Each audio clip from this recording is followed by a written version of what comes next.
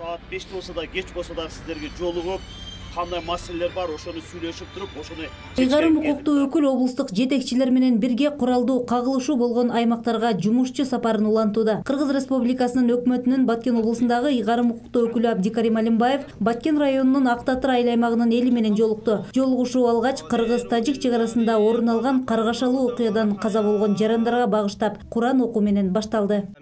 Аллахым сен биздин Баткен областыбызды Кыргыз эле тынч кылгын, аман кылгын. Жолугушууга бардык облустук мекеме ишканалардын жетекчилери катышып, түзүлгөн кырдаалга байланыштуу жарандардын бардык суроолоруна жеринде жооп алууга шарт түзүлдү. Мен бүгүн урматтуу мекендештер, бул жерге өзүм келгеним жок, сиздер менен таанышканы. Мен бул жерге бүт өкмөт Баткен областынын орун басарларын, мекемелердин жетекчилерин, укук коргоо органдарынын жетекчилерин, күч структуранын жетекчилерин кошо сиздер менен сиздерге ала келдим. Маселе өтө көп. Маселени мен мындай билем, бирок сиздерде кандай суроолор болсо, биз азыр ошол маселени чечкенге аракет кылабыз. Мазиеттин жерге жаңы линия ачтыңыздар, түрөк базын келет депчи. Ошо дачык бир улана элек. Азырга чейин мына күнгөйдө кышта чымчырак болуп калат да светчи. Ошону дагы бир кичине карап, башка трансформатор коюп бергенге аракет кылыңыздарчы хотя бы. Элге эч нерсе көрүнбөйт да, төрдө отурган нерсени көрбөйт. Мына бияка кеткен ана астындагы учта.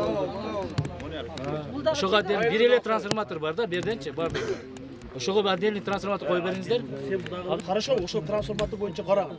Ана бул свет тартыш боюнча сүйлөш керек. Азайттын жери ичиндеби же Тажикстандан өтүш керек болду. Уже тартылды. Өзүнүн границада уже тартылды. Сөк жасагыла. Жергиликтүү тургундар чек арадагы куралдуу кагылышуудан улам жараксыз абалга келген турак үйлөрүн калыбына келтирүү иштерин тездетүүнү суранышты. Белгилей кетсек, аталган аймактын Көктерек айылында 18 турак үй толугу менен өрттөнгөн. Мына азыр биз Көктерекке мен келгенде эле келип көрүп кыдырып кеттим. Мына айыл өкмөт узарына таанышып, өтө жаман картина. Мисалы үчүн, кече күнү биздин мамлекеттин президенти дагы Көктерек боюнча айтып берди. Ал кишиге дагы сүрөттөрүн, башкасын, жазууларын баарын биз көрсөттүк. Ал киши өтө ал жака дагы көңүл бургула деп туруп тапшырма койду. Мына понедельниктен баштап толук кандуу уже иштеп баштайт. Сиздерге понедельниктен баштап бүт жумуштар сезилет.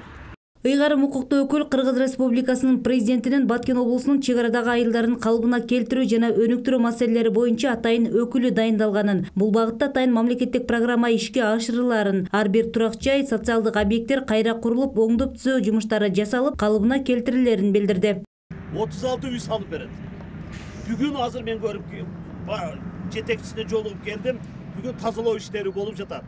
Понедельник Кудай бурса 2 күндөн кийин деди, понедельник Кудай бурса фундаменти курулат. Ал боюнча мамлекет тез арада сапаттуу жардам беребиз деди. Андан тышкары бизде бул жабыркагандарга азыр жардам берилип жатат. Бул жерге атайын комиссия түзүлдү. Ошолор өздөрүнүн иштерин алып барат. Ошондой эле Кыргыз-Тажик чек арасындагы жаңжалдан жапа чеккен жарандардын документтештирүү иштерин тездетүү, жеринде барып жергиликтүү тургундарга жардам көрсөтүү боюнча мамлекеттик каттоо кызматынын аймактык бөлүмдөрүнүн жетекчилерине тапшырма берди.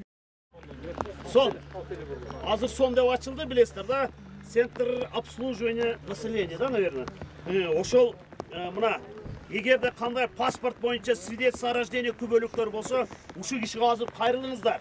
Силер дагы үйүнө кирип туруп жумушту өткөрүңүздөр. Хорошо, мен сөзсүз түрдө буну талап кылам.